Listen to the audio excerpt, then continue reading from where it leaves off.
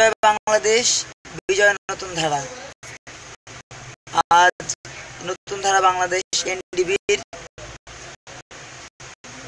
আনুষ্ঠানিকভাবে দ্বিতীয় লাইভ আয়োজন।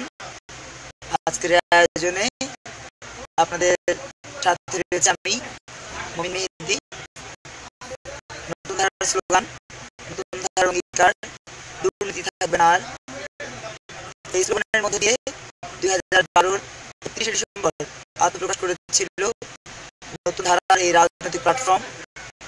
যে রাজনৈতিক প্ল্যাটফর্ম আজ সারা দেশে 37টি জেলা, 70 উপজেলা এবং 7টি বিভাগ সহ বিভিন্ন পর্যায়ে ছড়িয়ে ছিটিয়ে রয়েছে। এর বাইরে আমাদের রয়েছে 11টি শাখা।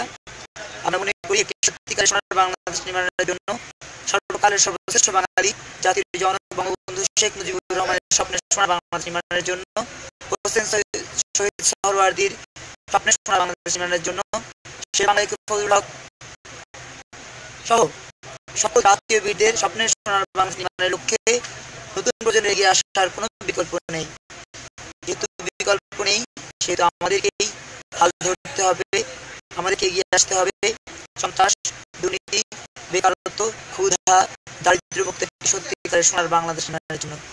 আজকে আপনারা যারা আমার সাথে সম্পৃক্ত হচ্ছেন তাদের সবার প্রতি কৃতজ্ঞতা জানাচ্ছি, ধন্যবাদ জানাচ্ছি। ইতিমধ্যে আমার সাথে যুক্ত হয়েছেন টিএম ফরহাদ শিমুল, আমাদের নতুন ধারা বাংলাদেশ কেন্দ্রীয় কমিটির আন্তর্জাতিক বিষয়ক সম্পাদক। ধন্যবাদ জানাচ্ছি, কৃতজ্ঞতা জানাচ্ছি। আমার সাথে যুক্ত হয়েছেন বিশিষ্ট সাংবাদিক, চট্টগ্রামের গর্বিত সন্তান, আমাদের প্রিয় ছড়াকার কবি শিবকান্তি দাস। ধন্যবাদ জানাচ্ছি আপনাকে। তিনি আমার ইনবক্সে লিখেছেন ভালো থাকবেন, ভালো থাকার চেষ্টা করছি, ভালো রাখার চেষ্টা করছি সবাইকে। আমার সাথে যুক্ত হচ্ছে নাজমুল হাসান, দেখছেন আমাকে, কৃতজ্ঞতা জানাচ্ছি আপনার প্রতি। এছাড়াও যারা বিভিন্ন ভাবে আমাকে দেখছেন, আমার সাথে যুক্ত হচ্ছেন, তাদের সবার প্রতি কৃতজ্ঞতা এবং ভালোবাসা জানাচ্ছি। নতুন ধারা বাংলাদেশ স্বপ্ন বাস্তবায়নের জন্য কাজ করে।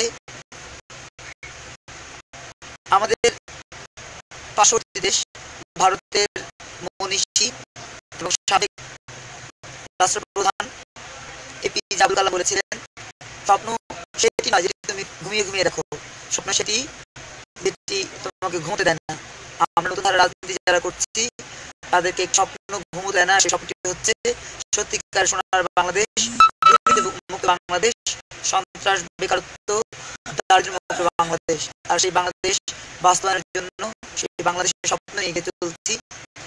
আজকে অনেকে অনেক কথা বলেন। গতকালকে আমাদের নেতার সাথে কথা হচ্ছিল, তিনি বলছিলেন যে আমরা যে রাজনৈতিক প্ল্যাটফর্মটা তৈরি করছি সেই রাজনৈতিক প্ল্যাটফর্মে অনেকে যুক্ত হচ্ছেন, অনেকে অনেক রকম কথা বলছেন। তার মধ্যে একটি কথা হচ্ছে যে অর্থনৈতিক উৎস কোথায়। আমরা আপনাদের অবগতির জন্য জানাচ্ছি, আমাদের যারা শীর্ষ পর্যায়ে নেতৃবৃন্দ রয়েছেন, বিশেষ করে আমাদের সিনিয়র ভাইস চেয়ারম্যান শান্তরাজ জানা, আমি, আমাদের প্রেসিডিয়াম মেম্বার বৃন্দ যারা রয়েছেন, বিশেষ করে বীর মুক্তিযোদ্ধা কৃষক বন্ধু আব্দুল মান্নান আজাদ আমাদের সাথে যুক্ত রয়েছেন। বিভিন্নভাবে সার্বিক সহযোগিতার মধ্য দিয়ে তিনি আমাদের সাথে কাজ করছেন। আমাদের সাথে রয়েছেন রাজশাহী বিশ্ববিদ্যালয়ের সাবেক অধ্যাপক, আমাদের অত্যন্ত প্রিয় মানুষ, নতুন ধারা বাংলাদেশ এনডিবির প্রেসিডিয়াম মেম্বার অধ্যাপক মঈন আহমেদ, ভাষা সৈনিক অধ্যাপক আহমেদ। তিনিও বিভিন্নভাবে সহযোগিতা করছেন। দলের পেছনে এখন পর্যন্ত আমাদের অর্থনৈতিক ব্যয় 77 লক্ষ টাকা, যেখানকার অর্ধেকের বেশি অর্থ আমাদের দুজনের। যে অর্থটি আমরা আমাদের বিভিন্ন ভাবে উপার্জিত অর্থে ক্রয় করা সম্পত্তি, সেই সম্পত্তি বিক্রির মধ্য দিয়ে আমরা সেই অর্থকে এখানে ব্যয় করছি, নতুন ধারা বাংলাদেশের জন্য ব্যয় করছি, একটি সত্যিকারের সোনার বাংলাদেশ নির্মাণের জন্য ব্যয় করছি। আপনারা যে আনন্দিত হবেন, বৃহত্তর স্বার্থে ছোট ছোট যে ত্যাগ, সেই ত্যাগ আমরা করার জন্য বিভিন্ন সময় প্রস্তুত ছিলাম, এখন প্রস্তুত আছি, আগামীতে প্রস্তুত থাকবো। কেননা আমরা তার উত্তরসূরি, যিনি তার জীবন, জীবিকা, সন্তান, সন্ততির কথা ভাবেনি, তিনি শুধু এগিয়ে গেছেন, জেল খেটেছেন। আপনারা নিশ্চয় বুঝতে পাচ্ছেন আমি কার কথা বলছি, আমাদের সর্বকালের সর্বশ্রেষ্ঠ বাঙালি জাতির জনক বঙ্গবন্ধু শেখ মুজিবুর রহমানের কথা বলছি। তিনি কখনোই নিজের আরাম আয়েশ, নিজের আনন্দ আহ্লাদের কথা ভাবেননি, ভেবেছে একটি সত্যিকারের সোনার বাংলাদেশের কথা। অনেকেই বলেন যে তিনি প্রধানমন্ত্রী হওয়ার জন্য যুদ্ধের ঘোষণা দিয়েছিলেন, অনেকেই বলেন তিনি প্রধানমন্ত্রী হওয়ার জন্য দেশকে ভাগ করার কথা বলেছিলেন। আমি বলি তিনি যে উদ্দেশ্যই করুক না কেন, তার কাজের মধ্য দিয়ে প্রমাণ হয়েছে তিনি দেশের জন্য কাজ করছেন, মানুষের জন্য কাজ করছেন। আমরা নতুন ধারার প্রতিটি নেতা কর্মী আমরা মনে করি আমাদের ওই একই লোককে এগিয়ে যেতে হবে, যে লোকে জাতির জনক ছিলেন। আমাদের সাথে যুক্ত হয়েছেন চট্টগ্রাম নতুন ধারা বাংলাদেশ কেন্দ্রীয় সম্মানিত আহ্বায়ক, একসময় দুঃখ ছাত্র নেতা আকরাম হোসেন ভাই, তাকে কৃতজ্ঞতা জানাচ্ছি। তিনি লিখেছেন, মেহেদী ভাই আপনার কথা বোঝা যায় না, বোঝা যাবে না, আস্তে ধীরে বোঝা যাবে, কেননা আমরা যেই প্রযুক্তিটি ব্যবহার করছি, যদিও বলা হচ্ছে ডিজিটাল বাংলাদেশ, কিন্তু আদতে এটি নয়, এটি হচ্ছে ডিজিটাল ওয়ার্ল্ড। ডিজিটাল ওয়ার্ল্ডের সুযোগ আমরা নিচ্ছি, যেহেতু ডিজিটাল বাংলাদেশ বাস্তবায়নে সেরকম কোনো পদক্ষেপ গ্রহণ করা হচ্ছে না। যদি পদক্ষেপ গ্রহণ করা হতো আজকে আমার কথা আপনি বুঝতে পারতেন। আসলে প্রধানমন্ত্রীকে একটি শ্রেণী, একটি চারুকার শ্রেণী বিভিন্নভাবে বোঝান যে ডিজিটাল বাংলাদেশ বাস্তবায়ন হয়ে গেছে, তিনিও হয়তো সেটিকে ওইভাবে আমলে না নিয়ে ভাবেন যে হ্যাঁ হচ্ছে মনে হয়, যে কারণে সত্যিকারের ডিজিটাল বাংলাদেশ বাস্তবায়নের যে পদক্ষেপ নেওয়া হয় সেই পদক্ষেপটি তিনি নিতে পারছেন না। তার সাথে চারুকাররা রয়েছেন, সেই চারুকারদের কারণে আমরা বঞ্চিত হচ্ছি, দেশের মানুষ বঞ্চিত হচ্ছে। বিভিন্ন সময় আমাদের যারা নতুন ধারার শুভানুধ্যায়ী তারা বলেন যে এত সত্য কথা বলে ফেললেন বা বলে ফেলছেন, গ্রেপ্তার হতে পারেন। আমি বলবো জাতির জনক জেল খেটেছেন, আমরাও জেল খাটার জন্য তৈরি, কেননা কার উত্তরসূরি কখনো ভীত হতে পারে না। জাতির জনকের উত্তরসূরি আমরা, অতএব ভয় আমাদেরকে কাবু করতে পারে না।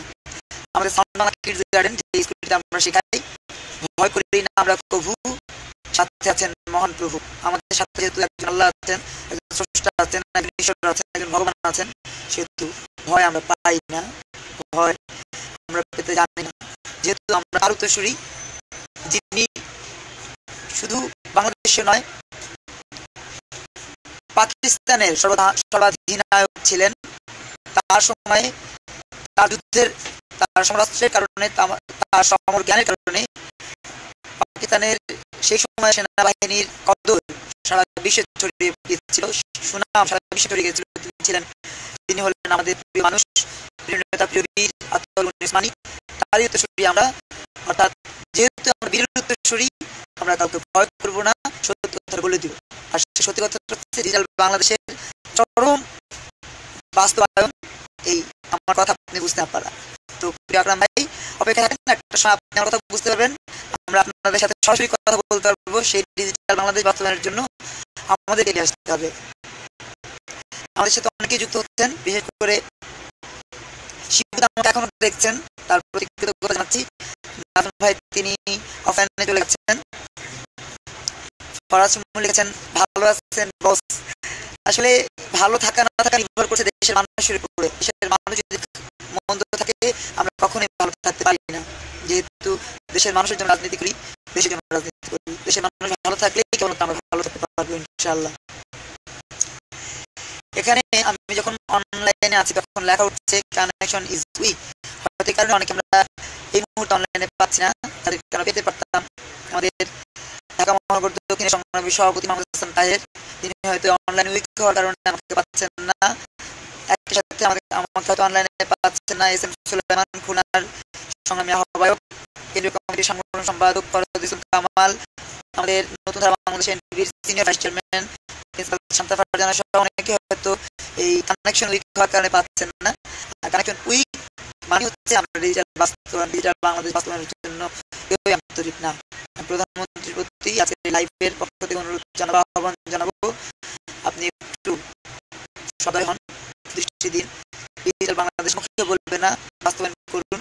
এই বাস্তবায়নের জন্য আপনার সুদৃষ্টির কোনো বিকল্প নেই। আপনি জাতির জনকের কন্যা, আপনি দেশ স্বপ্ন, আপনি তাদের উত্তরসূরি যারা কখনোই বাংলাদেশকে, বাংলাদেশের মানুষকে এবং নিজেকে আলাদা করে রাখেনি। বাংলাদেশের মানুষ মানে নিজে, বাংলাদেশ মানে নিজে, এভাবে দেখছেন। আমি অনুরোধ জানাবো আপনার প্রতি, ডিজিটাল বাংলাদেশ বাস্তবায়নের যে কথা আপনি বলছেন সেটি বাস্তবায়নের জন্য আপনার সন্তানকে সাথে নিয়ে আপনার সন্তান যেহেতু আইটি সেক্টরে কাজ করছেন, তার সুনাম রয়েছে, তাকে সাথে নিয়ে এই লাইভ যেহেতু কানেকশন উইকের এই পরিস্থিতিকে উত্তরণের জন্য আমি অনুরোধ জানাবো, সত্যিকারের সোনার বাংলাদেশ, ডিজিটাল বাংলাদেশ বাস্তবায়নের জন্য অনুরোধ জানাবো। মুখে নয়, কাজে প্রমাণ করুন যে আপনারা সবাই আন্তরিক। বাংলাদেশের প্রতিটা মানুষ আপনাদেরকে যেভাবে আন্তরিকভাবে গ্রহণ করেছে, আগামীতেও গ্রহণ করতে চায়। আগামীতেও আপনাকে বুকে লালন করতে চায়। আমার সাথে এই মুহূর্তে যুক্ত হয়েছেন চট্টগ্রামের বন্ধু হাসান ভাই, যুক্ত হয়েছেন চট্টগ্রাম থেকে আমাদের আরো কয়েকজন বন্ধু। তাদের সবার প্রতি কৃতজ্ঞতা জানাচ্ছি, লাইক দিচ্ছেন তারা। তাদের সবার প্রতি কৃতজ্ঞতা, ভালোবাসা, আন্তরিকতা এবং শুভেচ্ছা থাকলো। আমরা আজকে যেহেতু কানেকশন দেখাচ্ছে, আমরা বেশি সময় নিব না। আগামীকাল আবার বিকেল 4টায় আবারও আপনাদের সামনে হাজির হব। সে অবধি আপনারা ভালো থাকবেন, সুস্থ থাকবেন, নতুন ধারার রাজনীতিকে বুঝবেন, লালন করবেন, একই সাথে স্লোগান তুলবেন, নতুন ধারার অঙ্গীকার। দুর্নীতি থাকবে না, আর যেখানে দুর্নীতি সেখানে প্রতিরোধ থাকবে। প্রতিরোধ যদি করতে না পারি প্রতিবাদ থাকবে, প্রতিবাদ যদি করতে না পারি ঘৃণা থাকবে।